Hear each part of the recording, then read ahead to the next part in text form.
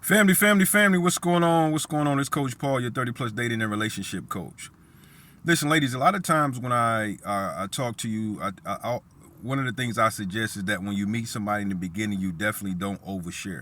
You don't tell people too much about you in the beginning because it's really not necessarily number one, and then two, it's really just not a good thing to do to tell too much of your personal stuff in the beginning. But then the question comes into at what point do I start revealing certain things about myself with a person I'm getting to know? Now, being authentic and vulnerable is necessary to build a true connection and in a relationship. It's very, very necessary, but you just don't want to do it too soon.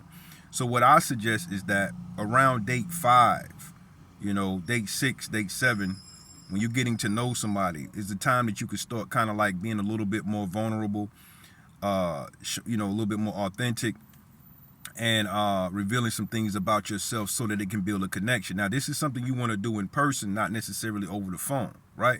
And you want to make sure that as you're giving out things about yourself, that you're paying attention to the person's body language, facial expressions, and seeing that they are in support of you, if they're actively listening, if they're asking questions about things you're telling them, or are they just kind of shutting it out? They're not really concerned. They're not really interested.